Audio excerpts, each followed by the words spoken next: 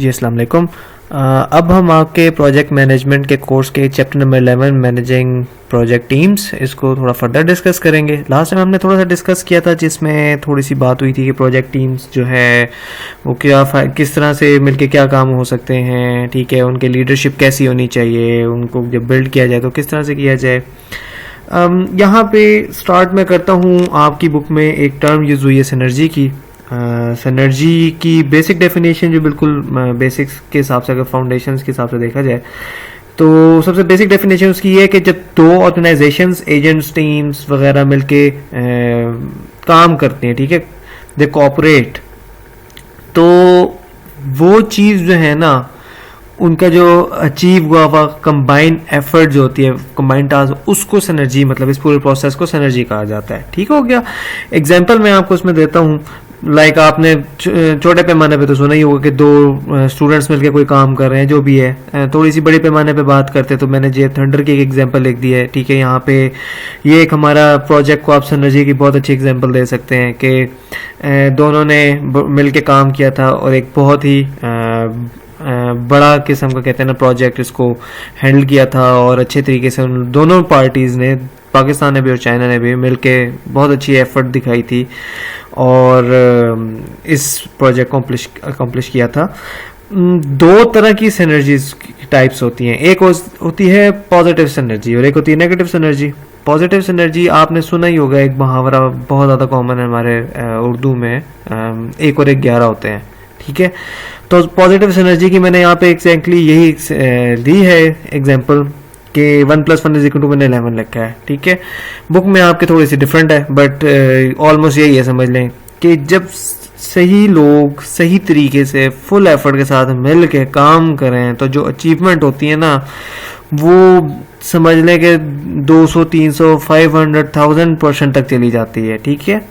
इस तरह से होता है। आप इस तरह से बैरियर्स जो है वो तोड़ते हैं, जो हर्डल्स बीच में होती हैं आपकी, अगर आप मिल के काम करते होते हैं, अगर वो ठीक तरीके से काम करें तो। इसलिए मैंने आपको जो ऊपर एग्जांपल दी है जेफ थंडर की, वो इसीलिए दी है क्योंकि अकेले ना वो कर सकते थे ना हम कर सकते थे, ठीक है। लेकिन यह है कि जब हम दोनों ने मिल के काम किया जेफ थंडर को बनाने के लिए और हमारा कोलैबोरेशन जो था वो बड़ा ही पॉजिटिव किस्म का था, बड़ा ही डेडिकेटेड किस्म का था। और इस वक्त हम दोनों को एक दूसरे की बड़ी सख्त ज़रूरत थी। शायद आपको मालूम हो कि हम लोग उस टाइम F-16 वगैरह परचेज़ करने के लिए मतलब हमें अमेरिका भेजने पे तैयार नहीं था और उसमें काफ़ी रिस्ट्रिक्शंस थी, प्रॉब्लम्स थी, तो हमें अपने डिफेंस के लिए जो था ज़रूरी था। तो इस मौके पे हम लोगों ने बड़ी एफर्ट के साथ यहाँ पे काम किया था। तो ये बहुत अच्छी एग्जांपल बनती है पॉजिटिव सिनर्जी की। नेगेटिव सिनर्जी क्या होती है कि आपको यहाँ पे तो मैंने 1 + 1 = 0 लिखा है, आप इसमें 5 1 लगा रहे हैं तो वो भी 0 होगा, या चलें 1 + 1 इस तरह 5 दफ़ा लिख लें और इक्वल्स टू वो या फिर 1 होगा। जैसे आपने देखा होगा कि बहुत से ऐसे प्रोजेक्ट्स होते हैं जिसको वो कहते हैं ना, वो सरकारी खाता, कि काम करने वाला एक ही बंदा होता है, बाकी सारे जो हैं वो बस ऐशी कर रहे होते हैं, ठीक है। तो ये नेगेटिव सिनर्जी वो ये चीज़ होती है। तो पॉजिटिव सिनर्जी का कॉन्सेप्ट आपको क्लियर हो गया होगा, नेगेटिव सिनर्जी का भी हो गया होगा और ओवरऑल सिनर्जी का भी कॉन्सेप्ट क्लियर हो गया होगा, ठीक हो गया। फिर एक अगली चीज़ डिस्कस करेंगे, वो है 5 स्टेज टीम डेवलपमेंट। इसको फर्दर अगर डिस्कस करें, आपकी जो रेफरेंसेस बुक्स हैं उसमें इसको टकमैन मॉडल ऑफ टीम डेवलपमेंट भी कहा गया है, ठीक हो गया। लेकिन जो आपकी बेस बुक है, जो फंडामेंटल जो मैं आपको पढ़ा रहा हूँ, उसमें इसको 5 स्टेज टीम डेवलपमेंट है। इसमें जो आपके मुतालिक बात की गई है, जो 5 स्टेजेस हैं, उसमें उन्होंने जो 5 बताई हैं वो है forming, storming, norming, performing and adjourning, ठीक हो गया। सबसे पहले है जी फॉर्मिंग। फॉर्मिंग में क्या है? फॉर्मिंग में सबसे पहले आपको ये इस तरह से बताते हैं कि आपको फर्ज करें कि कोई प्रोजेक्ट है, उसके लिए आपको इन्फॉर्म किया गया, ठीक है। आप जो है समझ लें आपने किसी लेटर के थ्रू शायद आपको मालूम चला कि आप किसी एक प्रोजेक्ट के लिए बुलाया जा रहा है आपको, ठीक है, या आपको ईमेल के थ्रू या किसी भी तरीके से, ठीक है, आपको कॉल हो गया, कुछ भी हो गया। आप लोगों को इनिशियल स्टेज है ये बिल्कुल, ठीक है। इस स्टेज में फिर आपको पहले बताया गया कि इस तरह से है, ठीक है। फिर ये है कि आपको जब बुलाया गया, आपको साथ साथ बिठाया गया सारे लोगों को बुला के, और आपके जो है स्कोप बताया गया प्रोजेक्ट का कि क्या स्कोप है प्रोजेक्ट का, ठीक है। आपके ग्राउंड रूल्स बनाए गए, वो स्टैब्लिश किए जा रहे हैं, ठीक है। जो ये बिल्कुल ही इनिशियल स्टेज वाले ग्राउंड रूल्स हैं, ठीक है, कि किस टाइप के आपके ग्राउंड रूल्स हो सकते हैं, ठीक है। टाइमिंग समझ लें कुछ भी, ठीक है, बट ये बड़े थोड़े से बिल्कुल बिगनिंग वाले रूल्स हैं, ठीक हो गया। फिर किस टाइप का बिहेवियर जो है एक्सेप्टेबल है, कैसे हो सकता है काम, इंटरनेट के थ्रू करना है या कैसे करना है, जो भी है, ठीक है। और इसमें आप खाली ये नहीं है कि सिर्फ हम प्रोजेक्ट से रिलेटेड इस टाइम हम बात कर रहे हैं, क्योंकि ये फॉर्मिंग की स्टेज है, ठीक है। तो अब यहाँ पे प्रोजेक्ट प्लस आपके इंटरपर्सनल रिलेशनशिप्स हो गए, हो सकता है किसी दो बंदों के कॉन्फ्लिक्ट्स हों यहाँ पे, ठीक है, तो कोई इश्यूज ना हो आगे जाके फ्यूचर इन प्रोजेक्ट। तो ये है कि आप पहले से ही वो कर लें। आप यहाँ पे बंदों के हिसाब से भी बात कर सकते हैं, यहाँ पे आप दो ऑर्गेनाइजेशंस के हिसाब से भी बात कर सकते हैं, मतलब दो से ज़्यादा भी हो सकती हैं, डिपेंड्स। अब देखें कि अगर फ़र्ज़ करें कि एक टीम है वो बिजली का काम करती है और एक टीम है जो कि स्पीकर्स का काम करती है। मैं कॉन्सर्ट की वैसे एक एग्जांपल दे देता हूँ, ठीक है। उन दोनों का आपस में कोई कॉन्फ्लिक्ट है, ठीक है। तो अगर मैं इन लोगों को बुलाता हूँ, साथ बिठाता हूँ, तो यहीं पे हमें पता चल जाएगा कि ये जो इलेक्ट्रीशियंस हैं, इनकी जो ये बिजली का सारा काम देखेंगे, उनका उनके साथ नहीं अच्छा रिलेशन जो कि स्पीकर्स वाले हैं, तो हमें ऑब्वियसली फिर स्टेज पे किसी एक को बाहर करना पड़ेगा, ठीक हो गया। तो हमें यहाँ पे सारी चीज़ें जो है ना वो क्लियर हो जाती हैं। तो यहाँ पे ये सबसे पहला वाला स्टेज होता है फॉर्मिंग का, ठीक है। यहाँ पे आपको थोड़ा सा कॉन्सेप्ट क्लियर हो गया होगा कि मैं क्या समझाना चाह रहा हूँ। दूसरा है स्टॉर्मिंग का। यहां पे ये है कि आपके जो मेंबर्स होते हैं ना वो एक्सेप्ट कर लेते होते हैं कि चले अब हम इस प्रोजेक्ट के वो हैं टीम मेंबर्स हो गए, हम प्रोजेक्ट ग्रुप कर रहे हैं, ठीक है, हम सारे मिलके अब काम कर रहे हैं और हमारा जो है कोई काम है इकट्ठा मिलके करने वाला। यहाँ पे फिर ये है कि आप लोग जो है ना मिल मिला के थोड़े से ये भी डिस्कस करते हैं, थोड़े से कॉन्फ्लिक्ट्स होते हैं कि कौन मतलब रिस्पांस किसको देगा, कौन हायर अथॉरिटी है, कौन लोअर अथॉरिटी है, ठीक है। यहाँ पे बेसिकली आप एक तरीके से स्टॉर्मिंग की स्टेज पे एक तरीके से जब इस तरह के तमाम प्रॉब्लम्स से ओवरकम कर जाते हैं ना कि कौन किसको रिपोर्ट करेगा, क्या प्रॉब्लम्स हैं, ठीक है। इसमें यह भी हो सकता है फ़र्ज़ करें कि आपके दो इलेक्ट्रीशियंस हैं, ठीक है, दो पार्टीज़ हैं इलेक्ट्रीशियंस की, तो कौन हायर अथॉरिटी है, कौन लोअर अथॉरिटी है, ठीक हो गया। तो आपके इस तरह से अगर फर्ज करें कि दो जावा के लोग आपने पकड़ लिए हैं, ठीक है, काम करने के लिए, तो कौन सा जावा वाला जो है वो हायर अथॉरिटी है, कौन सा लोअर अथॉरिटी है, एग्जांपल दे रहा था इस तरह से। तो ये है कि आपकी अथॉरिटीज थोड़ी सी डिफाइन हो जाती हैं, ठीक है। फिर इलेक्ट्रीशियन जो है और जावा वाला है ये किसको रिपोर्ट करेंगे, तो क्या हिसाब किताब है। यहाँ पे आपकी बेसिकली थोड़ी सी लीडरशिप जो है ना वो समझने एक्सेप्ट होती है, ठीक हो गया, कि कौन क्या करेगा, किसकी अथॉरिटी है, ठीक है। हर बंदे की थोड़ी सी अथॉरिटी का कंफर्म हो जाता है और फिर आप लीडरशिप यहाँ पे एक्सेप्ट कर लेते हैं कि यहाँ पे ये बंदा जो है ये बेसिकली टॉप है, ठीक है, और टॉप लीडर है हमारा, ठीक है, इस प्रोजेक्ट का टीम लीड है। इसके बाद है आपकी नॉर्मिंग। नॉर्मिंग आपको नाम से ही आइडिया हो गया होगा, नॉर्म्स से निकला है, ठीक है। यहाँ पे बेसिकली आप समझ लें कि नॉर्म्स बनाते हैं, आप पॉलिसीज बनाते हैं, प्रोसीजर्स बनाते हैं, कोड ऑफ कंडक्ट कह लें बनाते हैं, यहाँ पे आप सारा स्टैंडर्ड ऑपरेशन प्रोसीजर्स बनाते हैं, यहाँ पे आप सारी ये बात करते हैं, ठीक हो गया। और यहाँ पे आपके ग्रुप जो है ना मिलके ये सोचते हैं और ये मतलब एक्सेप्ट करते हैं कि हम सब जो है ना मिलके वो इस तरह से काम करेंगे, ठीक हो गया, कि हाउ शुड दे वर्क और किस तरह से मिलके काम करना है, ठीक हो गया। इसमें आपकी किसी भी तरह के मिलके काम हो सकता है, मतलब ये कि कौन पहले काम करके अगले बंदे को इस तरह से रिपोर्ट करके काम कर देगा, जो भी है इसकी स्टेप बाय स्टेप हो सकते हैं। ये प्रोजेक्ट टू प्रोजेक्ट वेरी हो सकती है थोड़ी सी सिचुएशन, बट ये है कि बेसिकली आप यहाँ पे प्रोसीजर पॉलिसीज वगैरह डेवलप कर रहे हैं। इसके बाद है आपका परफॉर्मिंग का। परफॉर्मिंग बेसिकली परफॉर्मिंग से ही है। यहाँ पे आपकी जो टीम है ना वो फुली फंक्शनल और एक्सेप्टेड है, ठीक है। यहाँ पे आपको पता चल गया है, समझ लें कि पक्का ठक्का कि यह लोग मिलके काम कर रहे हैं, ठीक है, ये ऑपरेशनल हो चुकी है, ठीक है, फुली फंक्शनल है। और यहाँ पे ये है कि ये सारे लोग मिलके काम करेंगे अब, ठीक हो गया, और मिलके परफॉर्म करेंगे। और जो प्रोजेक्ट के स्कोप में हमने ऑब्जेक्टिव्स बनाए थे और हमने कहा था कि हम ये अचीव करेंगे और हम ये करेंगे और ये करेंगे, वो इस जगह पे हम लोग करना स्टार्ट कर देते होते हैं, ठीक हो गया।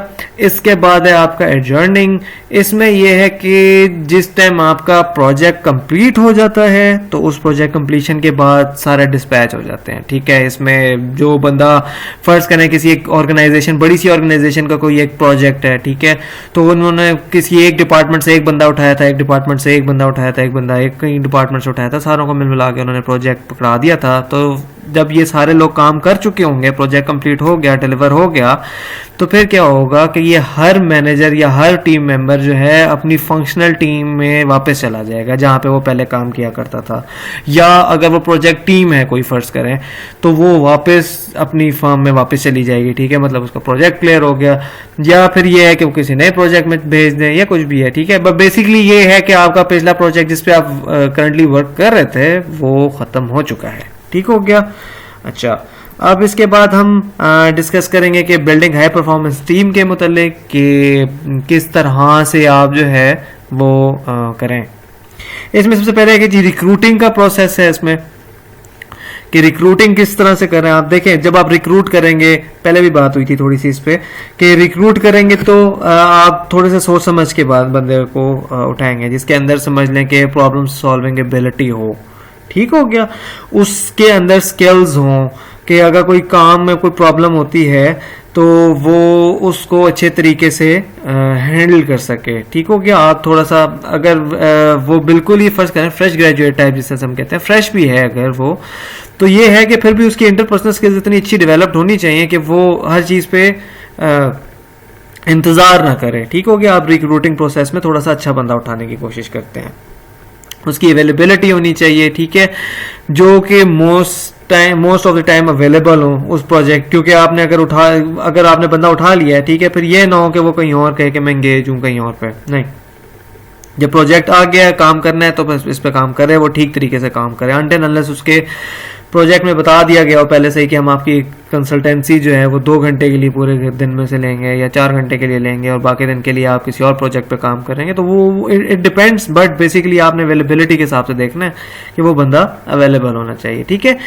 टेक्नोलॉजिकल एक्सपर्टीज होनी चाहिए उस बंदे की, ठीक है। ये प्रोजेक्ट पे थोड़ी सी वेरी करेगा। अगर आपका प्रोजेक्ट कोई इस टाइप का जिसमें आपको टेक्नोलॉजिकल किस्म की भी एक्सपर्टीज चाहिए तो फिर तो जाहिर बात है आपको कोई ऐसा बंदा चाहिए जिसकी एक्सपर्टीज अच्छी हो, ठीक हो गया। फिर ही क्योंकि काम करते के टाइम पे आपको एक नॉन टेक्निकल बंदा जो है वो जाहिर बात है कि वो उतना अच्छा क्या वो तो परफॉर्म ही नहीं कर सकेगा अगर मैं उसको सामने कोई टेक्निकल स्किल वाला प्रोजेक्ट पकड़ा दूं। इसके बाद है क्रेडिबिलिटी। जितने भी टीम मेंबर्स हैं उनकी क्रेडिबिलिटी होनी चाहिए, ठीक है, एक अच्छे काम की, कि वो काम करने में अच्छे हैं, ठीक है, इंटीग्रिटी होनी चाहिए उनकी, ट्रांसपेरेंट होने चाहिए, अच्छे तरीके से काम करने वाले बंदे होने चाहिए, आपको अच्छे परफॉर्मेंस देने वाले बंदे होने चाहिए। लो से लो कॉन्फ्लिक्ट तो हो ही जाते हैं, मैं ये कहूँगा, तो थोड़ा कॉन्फ्लिक्ट वाले हों, पेशेंस ज़्यादा हो, एक दूसरे के साथ काम करने के लिए अच्छे रिलेशंस हों, ठीक है। तो ये इस तरह के बंदे होने चाहिए जिसकी क्रेडिबिलिटी थोड़ी सी अच्छी हो, ठीक हो गया। पाकिस्तान में तो खैर बहुत ज़्यादा नहीं है, बट बाहर के मुल्कों में शायद आपको मालूम हो कि वहाँ पे तो आपका पुलिस रिकॉर्ड डेटा जो है वो चेक होता है बाकायदा। आप अपने पूरे रिकॉर्ड शो करते हैं कि आप जो हैं वो क्लीन हैं, आपने जब इस जॉब पे लिए अप्लाई किया तो उससे पहले आपका कोई क्रिमिनल रिकॉर्ड नहीं है। पाकिस्तान में तो खैर ये बहुत ही कम होता है क्योंकि हमारा डेटा बेस उस तरह से अपडेटेड नहीं होता, बट बाहर के मुल्कों में ये बहुत ज़्यादा होता है।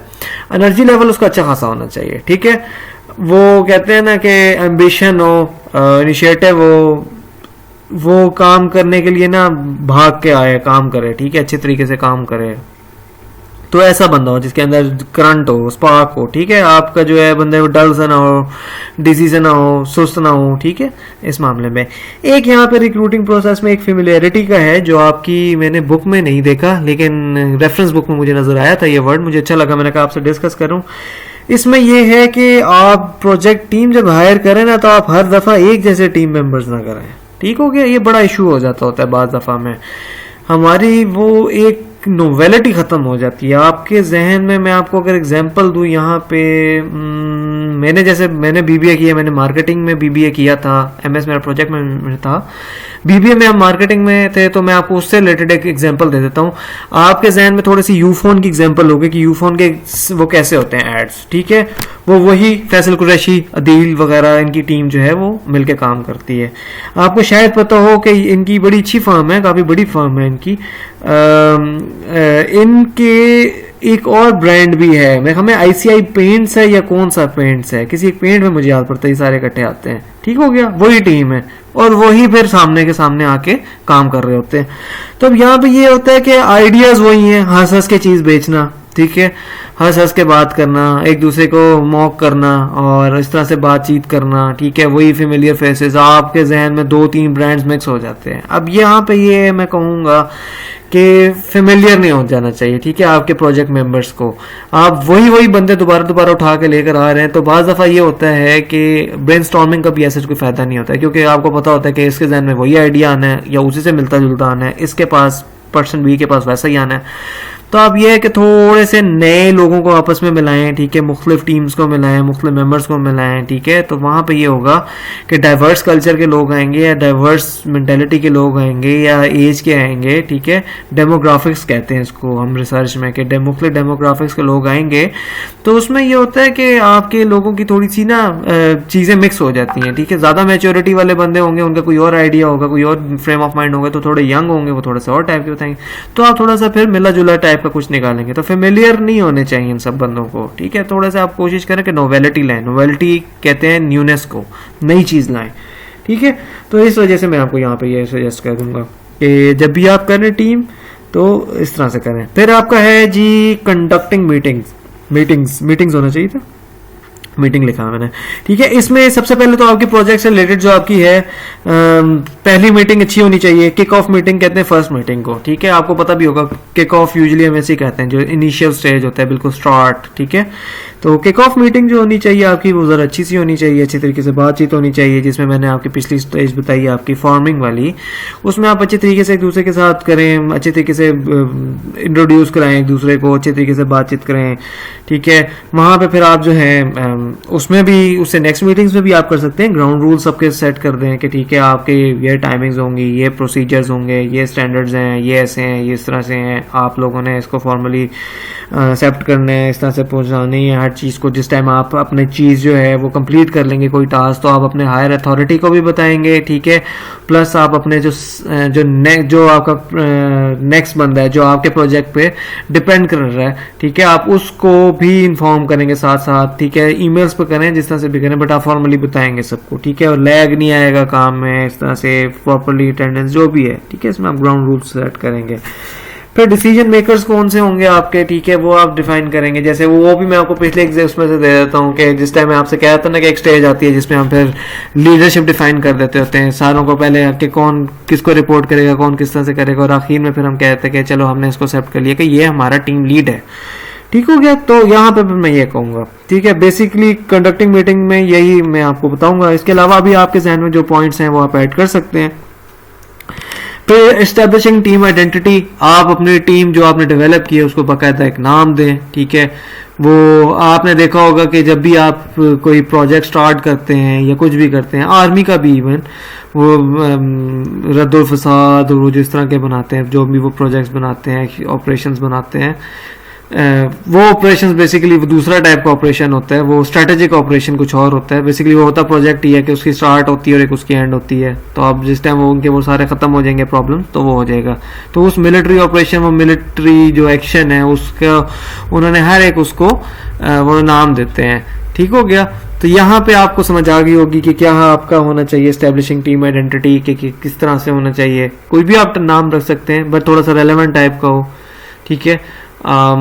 जैसे कुछ भी हो, कोई भी आपका हो, जैसे अगर आप कोई मार्केटिंग का कोई काम कर रहे हैं तो एडवर्टाइजर्स टाइप का कोई नाम लिख लें, ठीक है, इस तरह से। बाकी ये है managing conflict with in the project. हाँ, यहाँ पे ये बड़ा इंपॉर्टेंट पॉइंट है कि आपकी मीटिंग्स में ये ऑन कॉल भी हो सकती है या आप रेगुलर भी रख सकते हैं कि आप हर मंथ के फर्स्ट मंडे पे रख लें कि जी, या लास्ट फ्राइडे को रख लें कि किसी से कोई इशू तो नहीं है, कोई प्रॉब्लम्स तो नहीं आ रही हैं, उसको सॉल्व कर लेना चाहिए, इस तरह से, ठीक हो गया। या पॉइंट 2 ये कि अगर कोई कॉन्फ्लिक्ट पॉपअप करता है तो आप फिर ऐसा करते हैं कि फ़ौरन को मीटिंग को कॉल करते हैं और आप कहते हैं कि सारे इकट्ठे आए, मिलें, बैठें, बात करें, इसको सॉल्व करें, रिजॉल्व करें और इसका सोल्यूशन निकालें, ठीक हो गया। इसके बाद है कि how we can manage virtual teams. ठीक है, वर्चुअल टीम्स को जैसे आजकल आपके क्लासेस हैं, बहुत ज़्यादा इस पर बातचीत चल रही है, हर जगह ही चल रही है, पूरी दुनिया में ही समझ लें बातचीत चल रही है। ठीक है, तो इसमें यह है कि जी गेट अपडेट्स, आपके सीनियर्स भी यही कह रहे हैं, मतलब टीचर्स जो हैं बेसिकली, मेरे सीनियर्स जो मैं कहूँगा कि वो भी ये कह रहे हैं कि जी स्टूडेंट्स को इंगेज रखें, उनसे अपडेट्स लेते रहें, आप क्विज़ेस लें, असाइनमेंट्स लें, उनको इंगेज रखें। ठीक है, don't let them vanish. Obviously आप में से कुछ स्टूडेंट्स बाज़ दफ़ा गायब हो जाते हैं स्टूडेंट्स, ठीक है, ऑनलाइन आते हैं और फिर बीच में गायब हुए होते हैं, और आपने नोट किया होगा कि मैं इसी वजह से स्टूडेंट से ऑन एंड ऑफ अटेंडेंस बार बार पूछता रहता हूँ, किसी ऐसे कोई क्वेश्चन पूछ लेता होता हूँ। ठीक हो गया, तो यहाँ पे ये है कि उनको ज़रा उन पर नज़रों में रखें, हर एक को लूप में रखें, बातचीत में रखते रहें। ठीक है, उनसे सवाल पूछते रहें, कोशिश करें। ठीक हो गया, कोड ऑफ कॉन्डक्ट बनाएं। ठीक है, इसमें ये है कि किसी भी तरह के आपके रूल्स हो सकते हैं। कोड ऑफ कंडक्ट और नॉर्म्स ऑलमोस्ट थोड़े से मिलते जुलते ही होंगे। ठीक है, कि कोई भी आप रूल्स बनाते हैं कि क्या हिसाब किताब होगा, किस तरह से होगा। ठीक है, क्या टाइमिंग्स होनी चाहिए, किस तरह से आना चाहिए, पॉइंट ऑफ कांटेक्ट कौन होगा हमारे टीम्स का। ठीक है, कौन किसको रिपोर्ट करेगा, सारी चीज़ें। ठीक है, और अगर खुदा ना खास्ता कोई फड्डा हो जाता है तो उसको रिजॉल्व कैसे करना है, कौन उसको कॉन्फ्लिक्ट को रूल करेगा, कौन डिसीजन उसका लेगा। ठीक हो गया, फाइनेंशियल किस तरह की होगी, एडवर्टाइजिंग किस तरह की, सारी चीज़ें वो हम यहाँ पे कर लेंगे। ठीक हो गया, इसके बाद ये share the pen. Share the pen यहाँ पे एक आपका जो बुक कहता है वो बड़ी अच्छी एग्जाम्पल देता है। एग्जाम्पल मैं आपको अपने यहाँ के पाकिस्तान के हिसाब से भी देता हूँ। मुख्तलिफ टीम मेंबर्स मुख्तलिफ मुल्कों से काम कर रहे होते हैं। मैं यहाँ पे अपने भाई की एग्जाम्पल दूंगा कि वो टेरा डेटा में काम करता है, तो वहाँ पे ये होता है कि उसका एक मेंबर जो है वो पाकिस्तान के कराची से काम कर रहा होगा, एक कोई यूएसए से काम कर रहा होगा, एक कोई कतर या दुबई से कर रहा होगा, एक आध कोई इंडियन होगा। ठीक हो गया, वो सारे मिलके काम कर रहे होते हैं।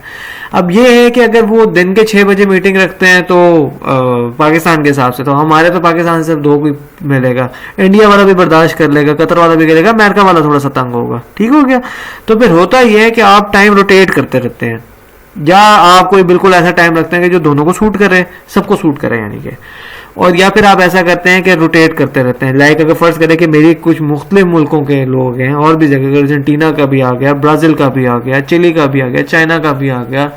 ठीक है, तो उसमें ये होगा कि मैं सब मुल्कों को इस तरह से इंगेज करूंगा कि टाइम रोटेट करता रहूंगा, ताकि जो फटीक है ना वो सबकी बराबर बराबर डिवाइड होती जाए। ऐसा ना हो कि मैं एक बंदे को ही ज़्यादा रगड़ दूँ और बाकी जो है वो थोड़े चिल मोड में रहें, या कोई एक आध जो है वो पुरसुकून रहे और बाकी सारे तंग होते रहें। तो यहाँ पे मैं ये कहूँगा कि आपका जो है ना वो शेयर द पेन वो बराबर होना चाहिए। ठीक है, आप लोकली बात करते हैं इस एग्जांपल की, तो ये है कि अगर कोई बंदा प्रोक्योरमेंट का काम कर रहा है, आपके प्रोजेक्ट जिस तरह के हैं, तो मैं ये कहूँगा कि थोड़ा सा काम एक दफ़ा ये जाके चीज़ें पता करे, एक दफ़ा वो जाके चीज़ें पता करे, या एक मार्केट में ये चला जाए।